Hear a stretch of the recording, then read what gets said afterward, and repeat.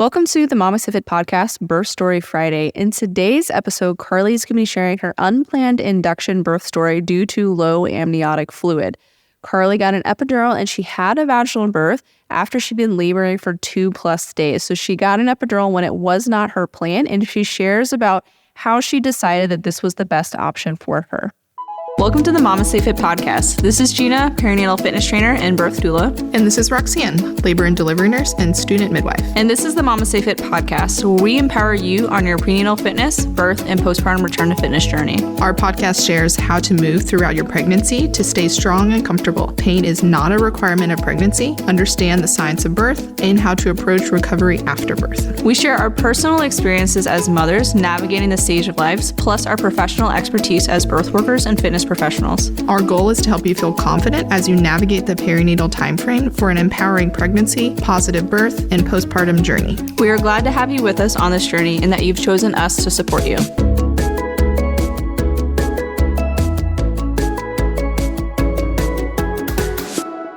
Welcome to the MamasteFit podcast. In Carly's birth story, she's going to talk about how she was induced due to having low amniotic fluid. So Roxy, can you discuss what a low amniotic fluid even means? So low amniotic fluid is called oligohydramnios, and then too much amniotic fluid would then be polyhydramnios. But this is where they will measure using an ultrasound, and you will have like less than 5 units of fluid on the ultrasound. This can be related to an actual issue with baby. So amniotic fluid is basically baby's pee. So this means that babies, they're eating the amniotic fluid and then they pee it out. So there could be like an actual issue where baby is just not peeing enough amniotic fluid out, and that's why there is not enough amniotic fluid. Or it could be just like a normal occurrence. So after 37 weeks, our amniotic fluid volume gradually decreases. So it could be completely fine. But amniotic fluid is the cushion for babies. So if there is low amniotic fluid, it can increase the risk of some sort of injury to the umbilical cord, which could then lead to injury to baby. So that is why they normally will recommend induction whenever oligohydramnios is found. It also can be linked, though, to your hydration status. So if you are dehydrated or are intaking less fluid than your body is wanting or needing, this could also cause your amniotic fluid volume to be lower. So a question that you can ask is, hey, can I either get IV fluids, or can I drink a ton of water and re-measure in 24 hours before moving straight to an induction? Can be a question that I've seen some providers be on board with doing versus going straight to an induction. Because sometimes this oligohydramnios can be found at 37 weeks or even 38 weeks. Even though your body might not be ready at that time, it also can be found as early as 32 or 34 weeks sometimes. So then what is the difference between your water breaking and having low amniotic fluid? Because wouldn't that mean that you have less fluid? Are the same risks involved there? So a difference between your water breaking and you having less fluid that way versus oligohydramnios. Oligohydramnios means that the total amount of fluid with the sac intact is less, and your baby is not producing more fluid to refill the sac in a way. Whereas when your water breaks, not all of the fluid has come out. So whereas when your water breaks, but you have a normal amount of amniotic fluid, your baby is still peeing to create more amniotic fluid to provide that cushion during labor. Whereas with oligo, you do not know when your body is going to go into labor. So it could be today you go into labor. It could also be 2 weeks from now that you go into labor, where that amniotic fluid volume is just continuing to drop, that causes an issue. So if your provider is recommending an induction and it maybe is not your birth plan, it's always helpful to ask a lot of questions. Hey, what are the benefits of being induced right now? Why are you recommending an induction for me? What are the risks of being induced? What are the risks of continuing my pregnancy with your recommendation for induction? Are there any alternatives for me? What options do I have during the induction? What does your gut tell you? Do you feel confident that you have enough information to make the best decision for you? It doesn't necessarily have to be the decision that you like. You may not want to be induced, but you feel confident with that you have enough information to make a decision in either direction. And then what happens if you do nothing? If you just continue your pregnancy, what are the risks and benefits associated with that? So if your provider is recommending something for you, the answer is not automatically, no, I will not do that. which can be very helpful to have a conversation with them to better understand their reasoning if you don't feel confident to make a decision in either direction. Before we get into Carly's story, let's hear from one of you that shared your birth story with us and how MamasteFit helped them have a positive birth experience. So I only have positive things to say about the prenatal fitness program. Not only was I feeling strong during my pregnancy, I'm also 100% sure it helped me while I was giving birth. The fact that they're not just safe exercises to do while pregnant, but also designed to help with the birthing process in mind makes a huge difference. I knew how to breathe, I knew how to relax my pelvic floor, how to push. I only pushed for 30 minutes, barely tore, and my first baby was only 8 pounds.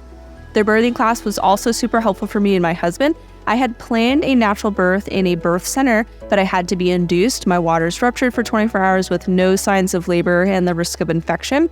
Although it was nothing like I planned for, my husband and I were able to remain calm. I knew how to position myself for an epidural, my choice after hours of back labor, and we knew what were the procedures for the induction. I knew how to move to help the process, how to push, etc. What could have been a very stressful event was actually quite positive, and I highly recommend both the prenatal fitness program and the childbirth education course. And so if you're interested in our prenatal fitness programs and our childbirth education course, you can bundle them together to save 15%. And as a thank you for listening to the birth stories, you can use code STORY10 to save an additional 10% off of the programs. You can check out all of our prenatal fitness programs and childbirth education courses on our website at MamasteFit.com. And there's even a quiz there to help you figure out which prenatal program may be the best option for you. So let's go ahead and get into Carly's birth story. Welcome to the MamasteFit podcast. Today we have Carly here who is going to be sharing her birth story, and she actually took the MamasteFit childbirth education course during her pregnancy, and she also did our pelvic stability program and then is currently doing our postpartum program. So thanks for being here, Carly. Absolutely. Thank you for having me. So tell us, how did you prepare for birth? I was definitely doing a lot of searching just on like Google and Instagram and stuff like that, and that's how I came across your page. And just from following some of your like reels and your blogs and stuff, I became really interested in learning more about the pelvic floor and how important that is for birth. And also, I've always been really interested in childbirth and everything. So I didn't want to just take the standard like hospital courses that were offered to us. We did take those and they were informative, but I wanted more of a like unconventional approach, like things that they don't necessarily tell you in those courses. We took your childbirth education class, so my husband and I took that together, and we would watch the videos and go through the handouts, and we would like bring questions to our next like OBGYN appointment. So we learned so much from like the biomechanics of the pelvis and how to use different movements and positions during labor and delivery based on where baby is in the pelvis, which I just found that information to be so incredible because no one really talks about that. Like, I feel like the doctors don't even really know what you're talking about when you say like, you know, external rotation versus asymmetrical or internal. We practiced a lot of those positions during pregnancy, like together, and we also practiced the counter pressure techniques. And then we kind of put together a booklet of like all the handouts with the pictures to reference during delivery, which I was like, this is your job to my husband, because I'm like, I'm not going to be able to think about this. So he did a great job. He didn't even really need the booklet. So he had everything like memorized and knew what to do. So those were two things that we did to prepare. And then I also read a lot of your blogs and information on how to modify exercises during pregnancy, especially those core exercises, because I really wanted to maintain my activity level, but I wanted to do it safely. So those were also very helpful in preparing. That's awesome. So did you develop any sort of pelvic pain during your pregnancy, and why you took our pelvic stability course? I was very lucky that I didn't. I just kind of wanted to like learn how to do the diaphragmatic breathing because that's something I had never really focused on before. And then something else you had talked about was how it's like equally important to relax your pelvic floor, not necessarily just like, you know, everyone's like Kegels, Kegels, Kegels. So just learning how to actually relax, because I feel like that's more of what I needed So those breathing exercises and those mobility exercises, I think just really helped me throughout pregnancy. And maybe that's why I didn't have any pelvic pain. Yeah, I'm also realizing that you told me you took our Prepare Your Pellet for a birth course, not the pelvic stability. So I'm all mixed up right now. Oh, that's okay.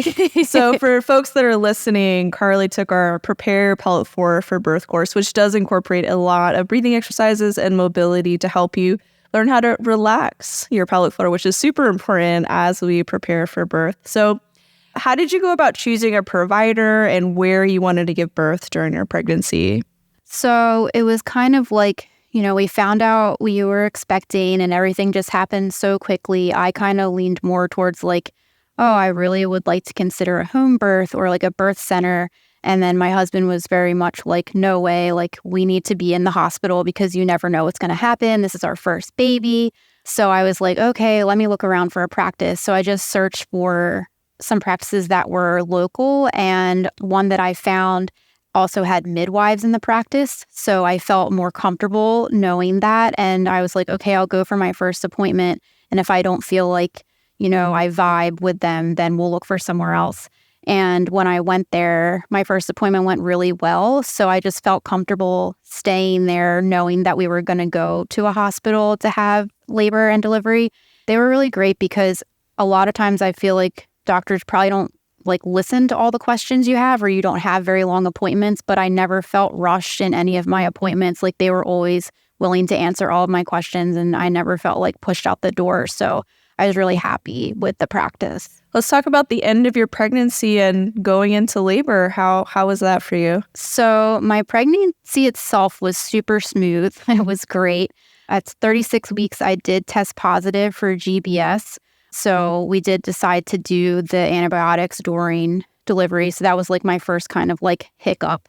And then as I approached my due date, there wasn't really any like signs of anything happening. And I had my 40-week appointment. It was kind of like 2 days before I was actually 41 weeks. And that's when they brought up induction and like getting something scheduled on the calendar.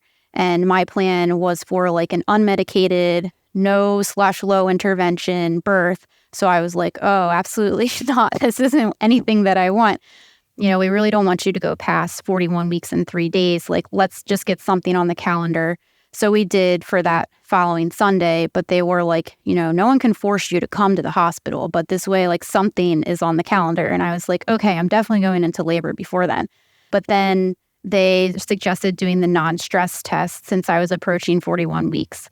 So on that Thursday, we went in for that early in the morning, and the non-stress test was fine. Like baby passed in like 8 minutes. So I had to sit there for the full 30 minutes because that's protocol. But like he was doing great. He wasn't in stress or anything. When they measured my amniotic fluid, it came back really low. So that's when they recommended induction. I was like, well, what do you mean?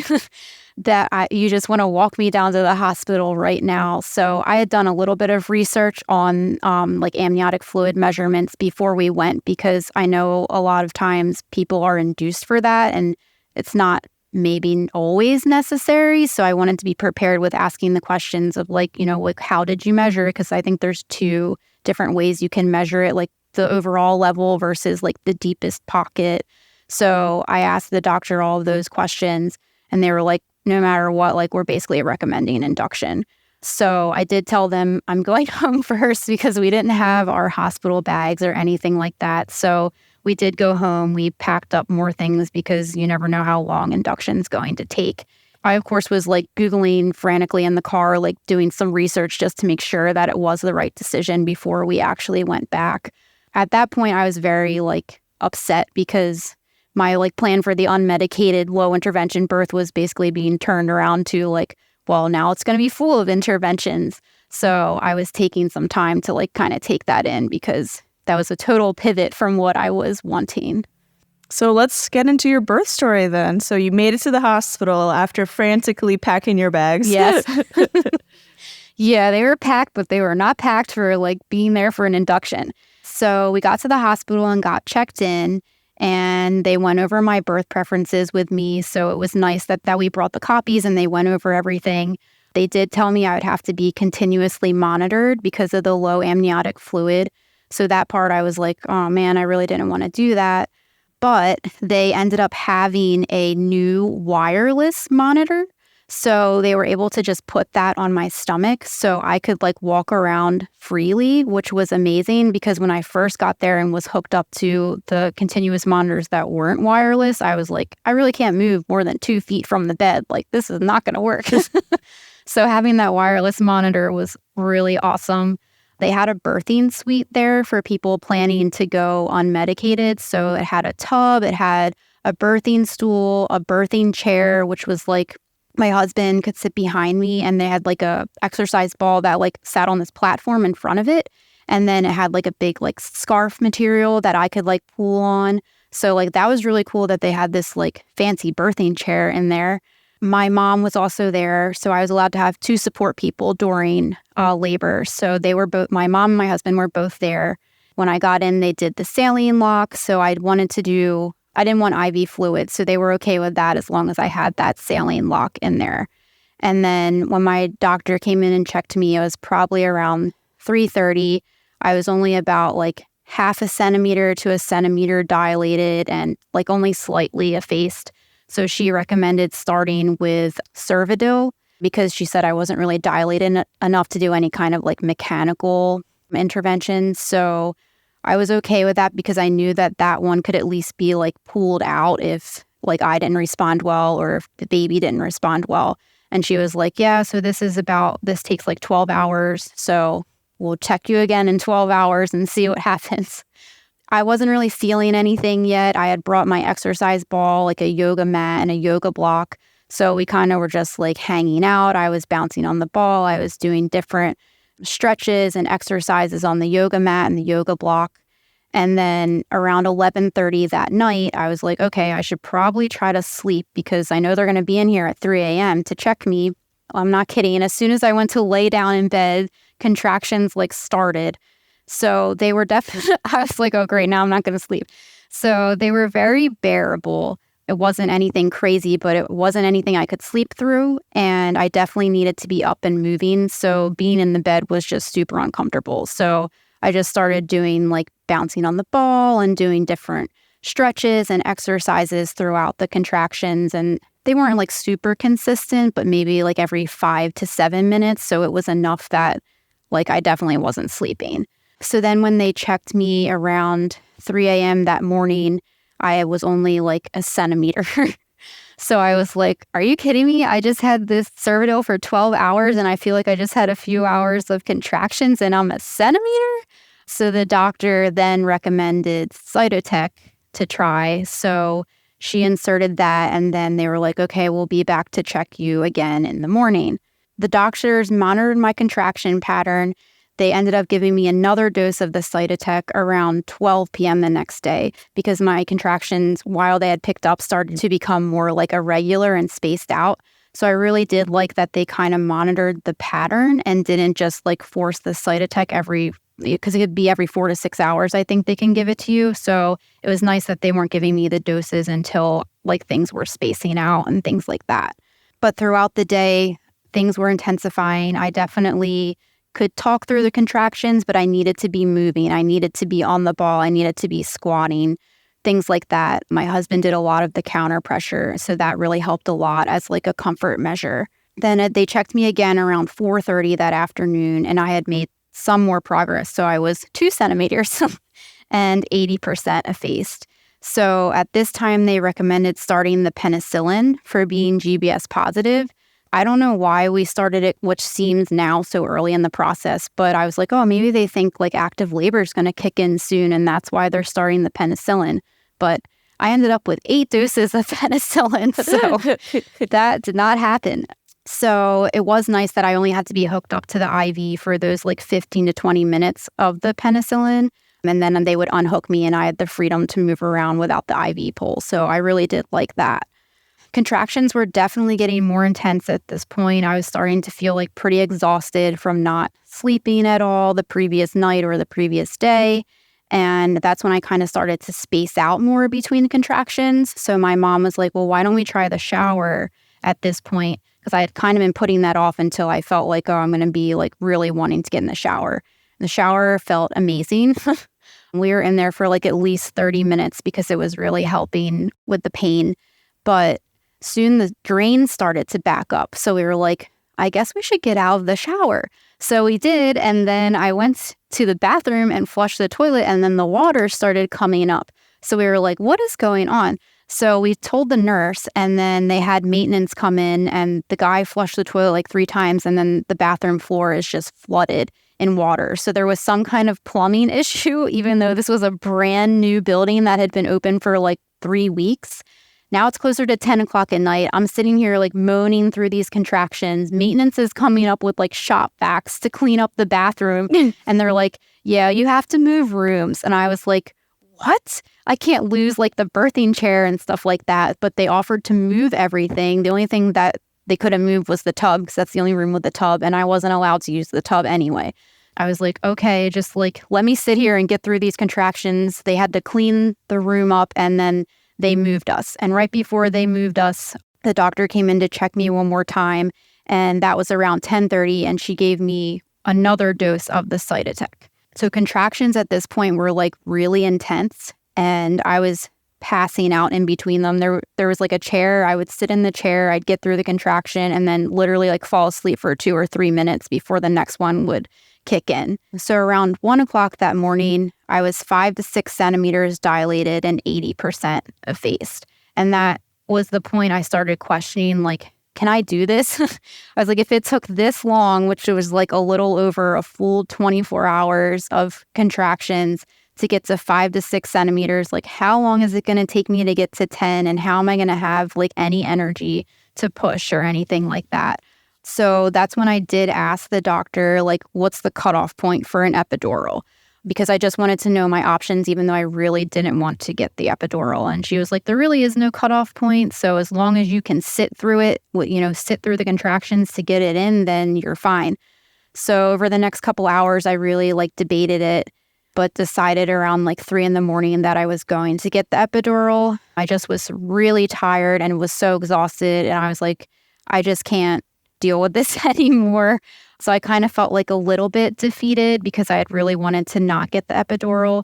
But at the same time, I was like, I wasn't expecting to be induced and kind of like, forcing my body to do something I wasn't necessarily ready for.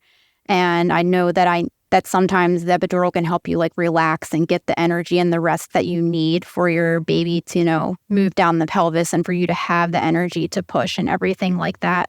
So they got the epidural in around 4 a.m. And man, that was like being on a cloud. It was the best feeling in the world at that point. I fell asleep pretty much like immediately. And then my mom and my husband were able to fall asleep because they had been up with me the whole time too. So everybody got some much needed rest. And I was really glad that I had at least made it to that point without the epidural, because I still feel like I got to move around, do all the different labor positions and everything that we had prepared for and we had practiced.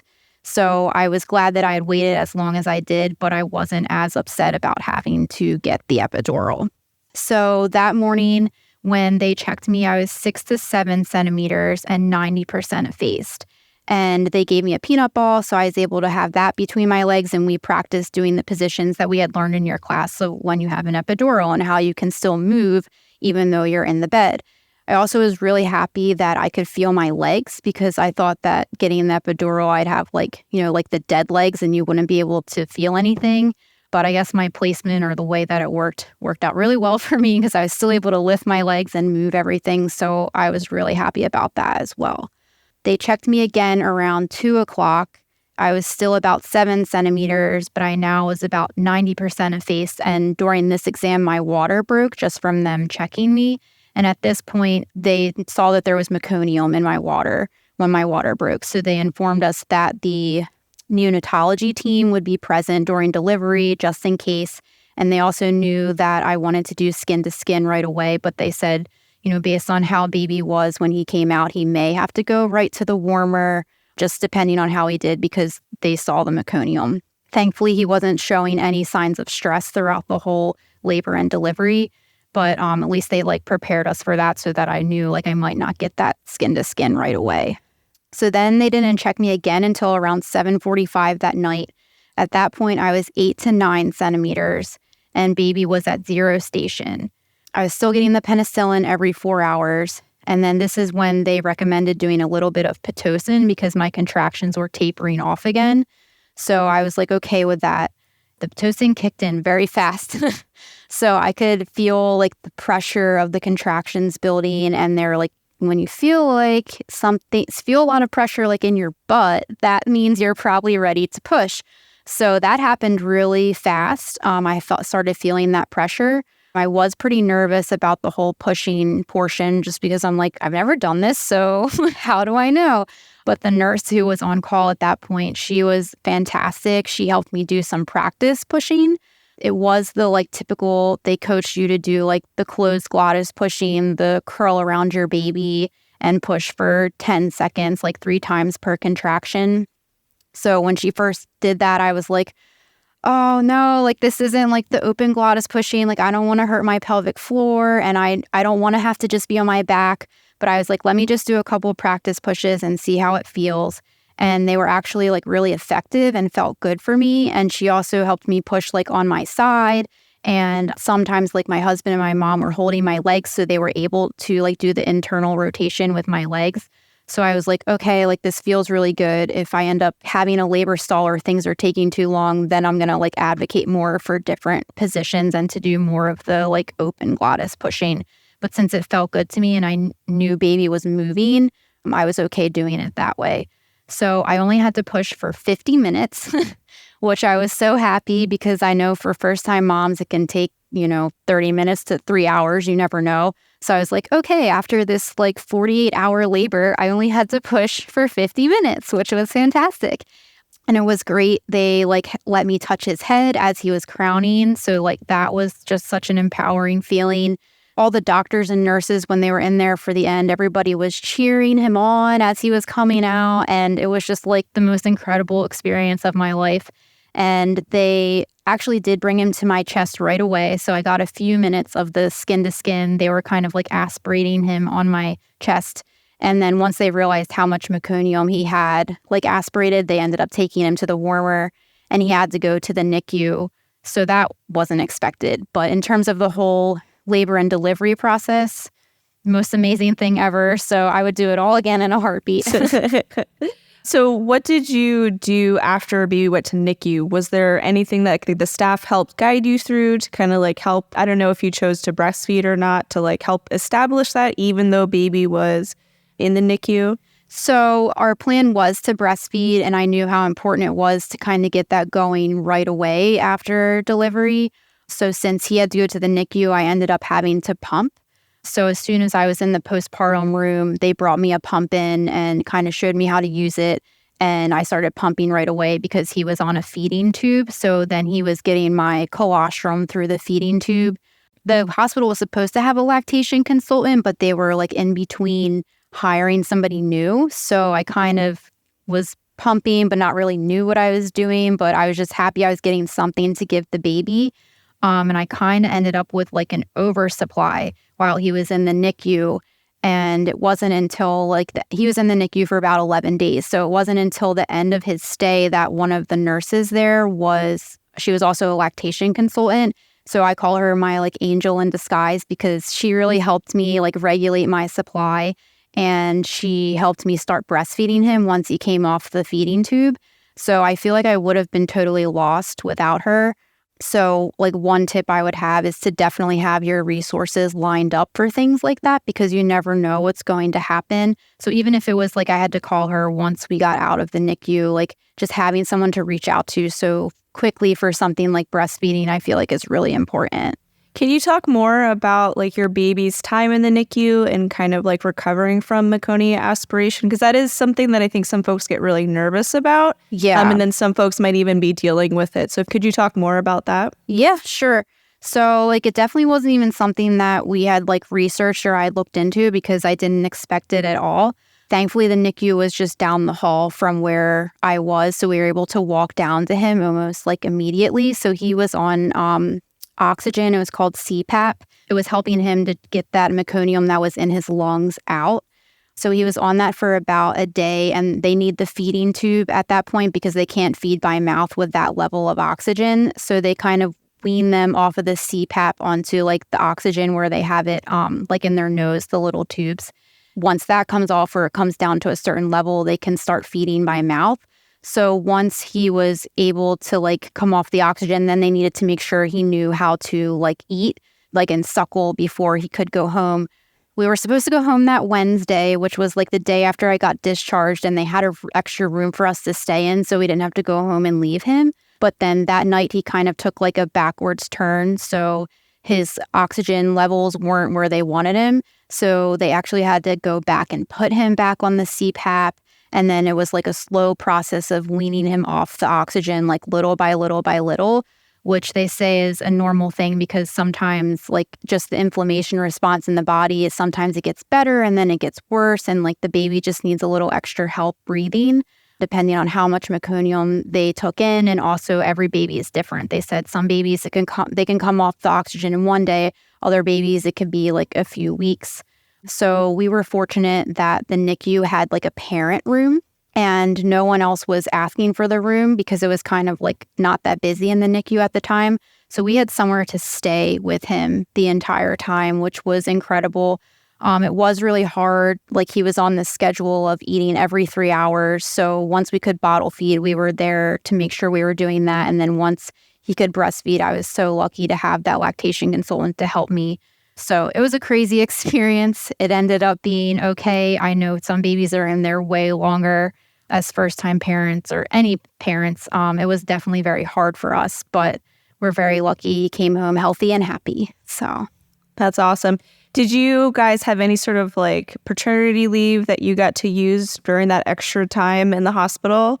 yeah, so I have a great policy. So I'm off for 16 weeks and my husband, his company, like literally a few weeks before the baby was born, finally put a policy into place. So he got 6 weeks and he can split it up however he wants. So he took 3 weeks up front and then he's going to take 3 weeks later. But he was able to be with me that entire time because honestly, I don't know how I would have done it without having him there with me, just, you know, mentally, emotionally, like I'm healing. You know, we're getting no sleep because even though he's in the NICU, we're still up every couple of hours and there for his feedings. I'm up pumping every 2 to 3 hours. At home, he was able to come home and take care of things here because one thing is to learn to go with the flow. Like our air conditioner broke while we were in labor. So, and it was like 90 degrees here. So he was able to take care of that while I was in the NICU. Then like our fridge broke. So like, I'm like, oh my gosh, all of this food we bought to stock up on like freezer things, that was all gone. So like, it was a crazy time, but we at least had each other to lean on. That's not amazing that all that stuff broke. That's great that you guys were able to like go through it together. Because I know that's sometimes a barrier for some folks is Yes, having some sort of paid leave to be able to support one another in the postpartum period. absolutely. So do you have any advice for folks that may be encountering a similar birth situation as you, like unexpected induction, taking what feels like forever, and then baby potentially making it into the NICU? Yeah, so my biggest piece of advice, even though I told myself this a million times during pregnancy, is to really learn to go with the flow because you never know what's going to happen, no matter how much you plan or prepare.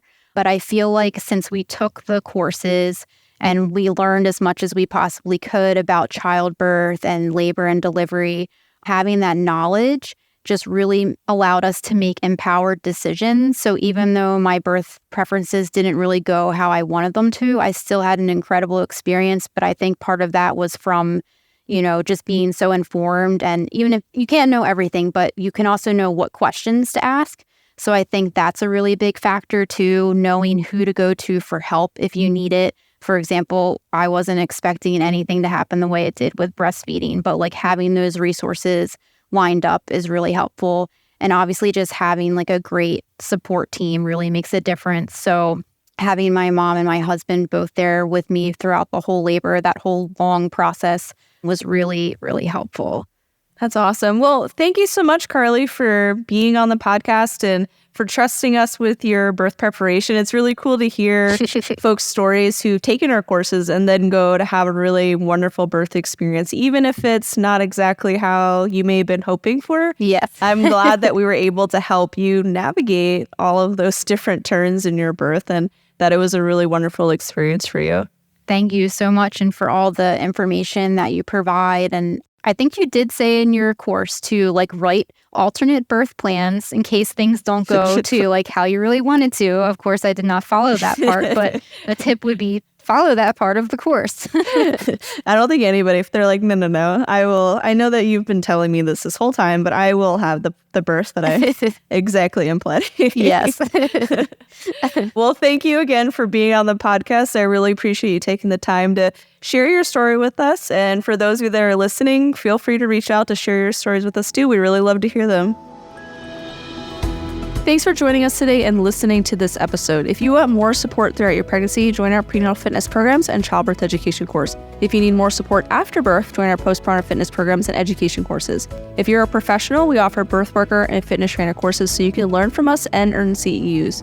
Explore all of our courses on our website at MamasteFit.com and use code STORY10 to save 10% off all of our programs. If you enjoyed this episode, please follow our podcast to be notified when we release new episodes, leave a review, and share with your friends. We release new educational episodes every Wednesday and new birth stories every Friday.